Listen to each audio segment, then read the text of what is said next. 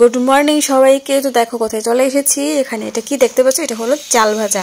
এরকম আরও অনেক ভ্যারাইটির এখানে ভাজাভুজি রয়েছে এবং চায়ের সাথে খাবার এবং এমনিতেও খাওয়া যায়।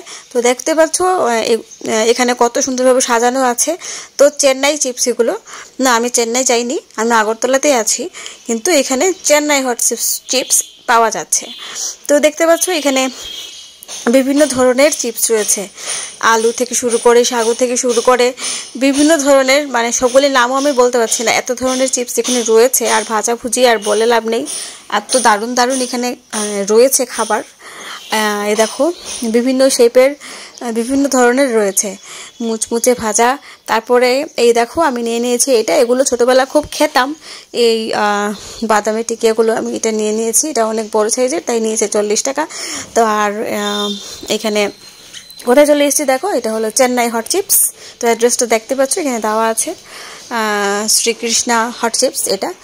তো এই যে চেন্নাই হট চিপস, তো এটা খুব বিখ্যাত এখন আগরতলাতে চেন্নাই হট চিপস।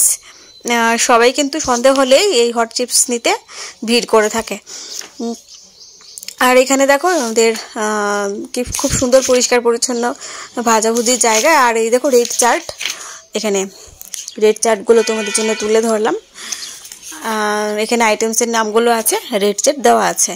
আর ওরা প্যাকেট করে রেখেছে অনেক কিছু, তোমরা নিয়ে যেতে পারো। এই দেখো খুব সুন্দর সুন্দর এখানে রয়েছে খাবার, এই দেখো ভেতরটা। তো চেন্নাই হট চিপসে এসে খুব ভালো লাগলো চা জল খাবারের জন্য। আর এইগুলো দেখো কি সুন্দর দেখতে বানিয়েছে, হালবা হলো কেরালা হালবা। তো কেরালার স্টাইলে হালবা বানানো হয়েছে, কেরালার রেসিপি স্টাইলে। তো খাওয়ার পরে না একটু ভাজাভুজি খেতে খুব ইচ্ছে করে, তোমাদের ইচ্ছে করে কি? তো আমি তো চলে এলাম।